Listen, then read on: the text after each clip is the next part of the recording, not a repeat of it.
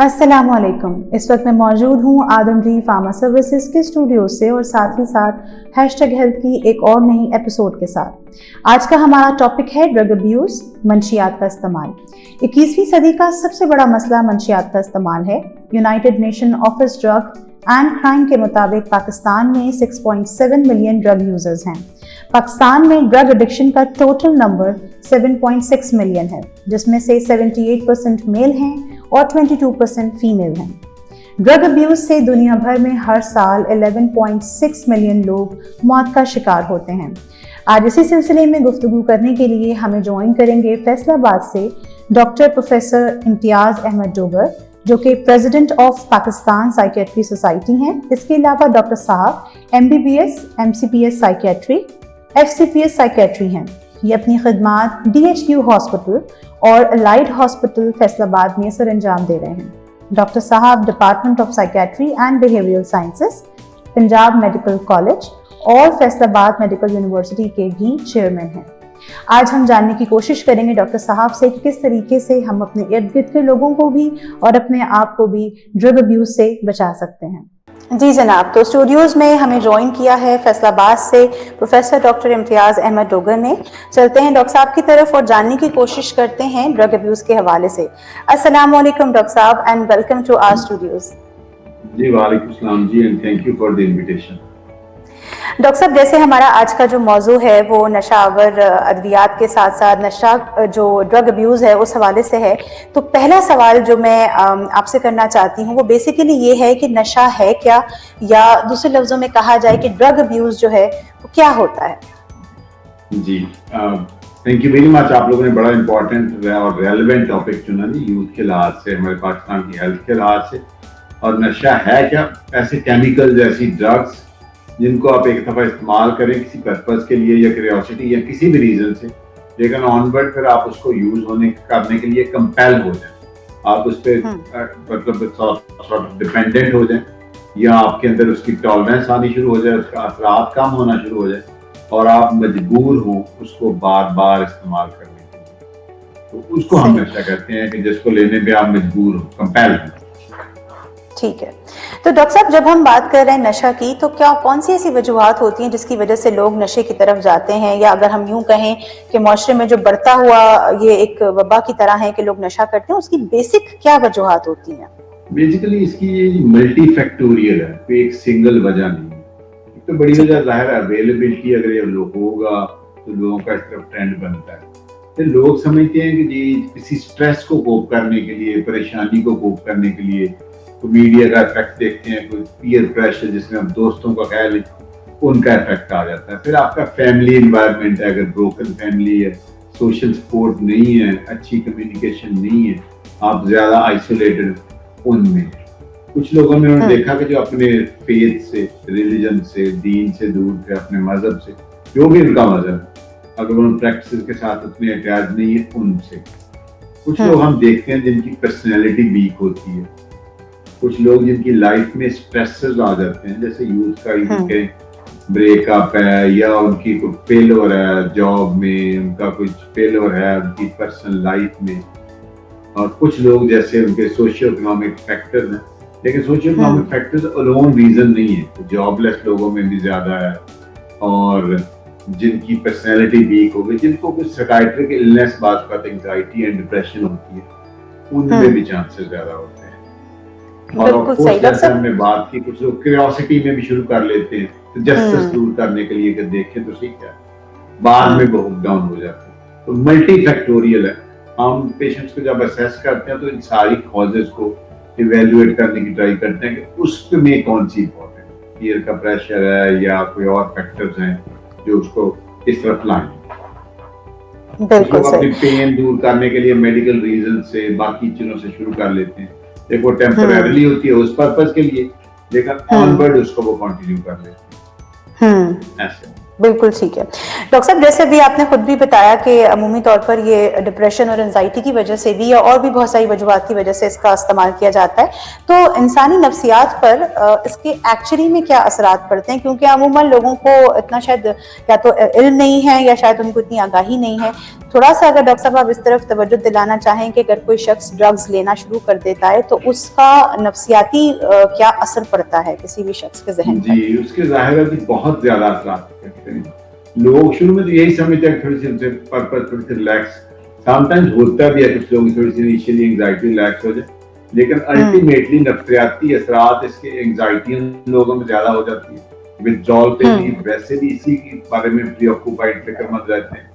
ज़्यादा लंबा यूज़ करें तो फिर उनमें डिप्रेशन आ जाती है, जिसमें गिल्ट बड़ा प्रोमिनेंट है, वो क्या कर रहे हैं। और डायरेक्ट भी इससे उनके नफ्सियाती असरात में डिप्रेशन के अलावा कुछ लोग जैसे कैनबिस, चर्च वगैरह हैश इस्तेमाल करते हैं, और जो आजकल नई जैसे है आइस है, कोकेन है, इनके साथ साइकोसिस है जो कि ज्यादा शदीद बीमारी है, जिसमें उनको शक पड़ना शुरू हो जाता है, जिनमें उनको गुस्सा आना शुरू हो जाता है। तो वैसे लाइफ में ये लोग आइसोलेटेड हो जाते हैं। इसके सोशल इम्पैक्ट, इसके साथ स्टिग्मा है बैच, लोग उनसे दूर होना शुरू हो जाते हैं, उनकी फैमिली से भी, बाकी लोगों से भी, हर तरह इन एस्पेक्ट में लोग दूर हो जाते हैं उनसे। और समाजी और सोशल और साइकोलॉजिकल असरात इसके लंबे चलते हैं। उनकी पर्सनैलिटी चेंज हो जाती है। अगर आप देखते हैं कि वो अपने आप को गिल्ट में भी मुब्तला रखते हैं, अपने आप को समझते हैं गलत इस्तेमाल कर रहे हैं, फिर भी वो इसकी तरफ ज्यादा राग़िब रहते हैं। और बाकी एस्पेक्ट्स में देखते हैं अगर हम के उनका ज्यादा मतलब अलोन होने से उनमें बाकी भी चीजें हैं। बिल्कुल ठीक है। डॉक्टर साहब, जैसे अभी आपने बताया भी कि जिस तरह नफ्सियाती असरात होते हैं इसी तरह ज़ाहिर है समाजी और मौशरती असरात भी होते हैं। ये भी अमूमन देखने में आया है कि जो भी कोई ड्रग एडिक्ट होता है या ड्रग अब्यूज़ का शिकार होता है, उसके अंदर फिर ज़ाहिर है सेक्सुअल डिज़ायर्स या फिर जिसे दूसरे अल्फाजों में हम कहते हैं कि जिनसी असरात होते हैं, लोगों से गलत काम हो जाते हैं, लोग बाज़ औक़ात कोई ऐसा जुर्म कर लेते हैं। तो क्या ये वजूहात स्पेसिफिकली ड्रग अब्यूज़ के साथ हम एसोसिएट कर सकते हैं या समझ सकते हैं कि इनिशियली तो कई लोग लेते ही ड्रग अब्यूज इनफैक्ट समझते हैं कि उनकी पावर बढ़ा रहे हैं। सही सोशल एंजाइटी कम होती है तो उनकी परफॉर्मेंस बेहतर होती है। इस मिसनॉमर में इसका इस्तेमाल करते हैं। लॉन्ग टर्म यूज तो इसके सेक्सुअल साइड इफेक्ट्स में इसकी वीकनेस है। और जो आपने कहा इसके तहत मुख्तलिफ जुराइम में मुब्तला हो सकते हैं। सेक्सुअलिटी वाले साइड इफेक्ट्स के जिनको साइकोसिस हो जाएगा, उनकी जजमेंट पूरी हो जाएगी। उनमें अगर मेनिया लाइक सिम्पटम्स होंगी तो उनकी डिजायर बढ़ भी सकती है। इस तरह वो और लोगों पे अटैक कर भी सकते हैं और एक पेचीद के उनमें इस लिहाज से आ भी सकती है। तो ये हम ऐसे पेशेंट्स की इवैल्यूएशन में शामिल करते हैं कि वो ऑलरेडी कोई ऐसी चीज इस्तेमाल तो नहीं कर रहे जिससे उनके ज़हन पे असर आ रहे हैं और उसकी वजह से उनका जराइम का रुझान, पर्टिकुलरली सेक्सुअल टेंडेंसी और बाकी सारे फैक्टर्स हों। लेकिन जो चीज मैं इसमें क्लियर करना चाहता हूँ पर्टिकुलरली कि ये किसी किस्म की सेक्सुअल पोटेंसी या पावर बढ़ाते नहीं है मुख्तलिफ किस्म के नशे। ये उल्टा इनका लॉन्ग टर्म उसको कम करता है, लोगों को वीकनेस करता है। ठीक, बिल्कुल ठीक। अच्छा डॉक्टर साहब, क्योंकि अभी हम असरात की बात कर रहे हैं और आगे मैं आपसे यकीनन अद्वियात और इसका ट्रीटमेंट भी पूछूंगी, लेकिन यहाँ एक सवाल जहन में ये भी उभरता है कि जो लोग ड्रग अब्यूज का शिकार होते हैं, नशा करने लगते हैं, तो उनकी जो फिजिकल बॉडी होती है, ज़ाहिर नफ्सियाती असरात हो रहे हैं तो यकीनन फिजिकल बॉडी पे भी कुछ ना कुछ असरात जाहिर होने लगते होंगे। तो डॉक्टर साहब, क्योंकि हमारी आम फहम अवाम है और हम चाहते हैं कि आप अपना वक्त दे रहे हैं उनको, तो ये भी जरा बताइएगा कि कोई भी शख्स जो ड्रग अब्यूज है उसकी बॉडी में या उसकी फिजिकल पर्सनालिटी में क्या क्या तब्दीलियां आती हैं जो महसूस होती हैं? एक्सीलेंट, ये भी बहुत रेलेवेंट और इम्पोर्टेंट है। ये इंफॉर्मेशन हम यूज कर सकते हैं एज ए मोटिवेशन भी उनको छुड़वाने के लिए इस्तेमाल करने का बहुत जरूरी है। आप देखें बॉडी के सारे सिस्टम्स के इस पे असर आते हैं। इम्यूनिटी आपकी कम होती है। आजकल कोविड के डेज हैं तो इम्यूनिटी का कितना रोल है। जनरली भी आप वीक होते हैं, आप ससेप्टेबल हो जाते हैं और इन्फेक्शंस को अगर आपकी इम्यूनिटी कम है। फिर कुछ इसके डायरेक्ट असरात हैं जैसे जिगर पे है, शराब के भी हैं, बाकी सब नशों पे हेपेटोटॉक्सिक। तो ना सिर्फ लिवर डैमेज होता है, सिरोसिस हो सकती है, उसकी वीक होता है, हेपेटाइटिस होता है। और इनडायरेक्टली भी जो लोग इंजेक्शन शेयर कर लें, सिरिंज नीडल शेयर कर लें, उनमें हेपेटाइटिस बी, हेपेटाइटिस सी हो जाता है, HIV होने के चांस होते हैं। फिर अगर हम जल्दी असरात की बात करें ऐसे लोगों में तो उनकी जल्द खराब हो जाती है, उनकी वेन्स खराब हो जाती हैं, स्किन की इन्फेक्शन भी उनको हो जाती है। फिर अगर हम देखते हैं इन्फेक्टिव एंडोकार्डाइटिस है कि उनको मतलब दिल की, राइट हार्ट की बीमारी हो जाती है। फिर जो लोग स्मोक करते हैं उनके डायरेक्टली लंग्स पे असरात आते हैं, नाक लंग्स की मुख्तलिफ बीमारियां, अस्थमा बढ़ता है, ब्रोंकाइटिस इन्फेक्शन होती है। और जो स्मोकिंग से लेकर सब नशा के आवर के इस्तेमाल करने वाले लोगों में लंग कार्सिनोमा, जो कि ज़ाहिर है बड़ी फेटल डिजीज है, जो कैंसर आप कहते हैं फेफड़ों का सरतान, वो चांस बढ़ते हैं सारी किस्म के एडिक्शन के साथ। नॉट ओनली स्मोकिंग और एडिक्शन के आप कर रहे हैं, वो लंग्स को टॉक्सिन के तौर पे इफेक्ट कर रहे हैं और आपके बाकी इसके अलावा नर्वस सिस्टम पे बाकी भी है। तो you can name any system, gastrointestinal system पे भी आते हैं असरात, जो हमारा निज़ाम का निज़ाम है, और असाबी निज़ाम पे भी असरात आते हैं। कुछ लोग इवन अगर आप देखें टॉक्सिक अल्कोहल लेते हैं तो वो ब्लाइंड हो जाते हैं। तो ओवरऑल बॉडी पे असरात है। कुछ लोगों के अनफॉर्चुनेटली हम देखते हैं जो मिला के मुख्तलिफ नशे लेते हैं, उनके किडनीज पे इफेक्ट आता है कि उनके जी, जो आप कहें कि डायरेक्ट उनके गुर्दों पे नुकसान आता है, वो डैमेज हो सकते हैं। तो हमें जानना चाहिए, इस बारे में अवेयर होना चाहिए। मुख्तलिफ किस्म की चीज जो नशा आवर करने वाले स्मार्ट और जनरल पब्लिक को, सब लोगों को, फैमिलीज को इस बारे में अगर वो आगाह हो इन नुकसानात के बारे में, तो ऐसे लोगों को कन्विंस करने के लिए, वो मोटिवेट करने के लिए वो छोड़ने की तरफ आए, यूज किया जा सकता है। बिल्कुल सही। अच्छा डॉक्टर साहब, क्योंकि अब हम थोड़ा सा ट्रीटमेंट की तरफ भी जाने की कोशिश करेंगे। अब ऐसे में जो खानदान के लोग हैं या कोई भी ड्रग अब्यूज शख्स है, अगर वो उसमें किसी भी वजह से गिरफ्तार हो गया है, तो अब इसका ट्रीटमेंट डॉक्टर साहब कैसे आप रेकमेंड करते हैं, या कहाँ से हम ऐसी मोटिवेशन लेके आए कि कोई घर के अफराद या जो हमारे समाजी लोग हैं वो इस तरह के लोगों को हेल्प करें या उनको ट्रीटमेंट की तरफ लेके जाएं? जी एक्सीलेंट। पहला स्टेप ही उसमें मोटिवेशन होता है, उनको इस चीज के लिए कायल करना कि ये चीज गलत है और इसके नुकसानात उन पे हो रहे हैं।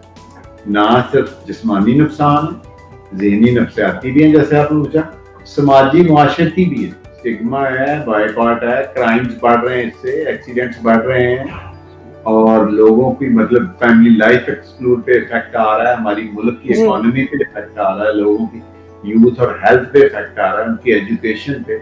तो बहुत सारे समाजी नुकसान है, उसके बारे में भी लोगों को जानना चाहिए।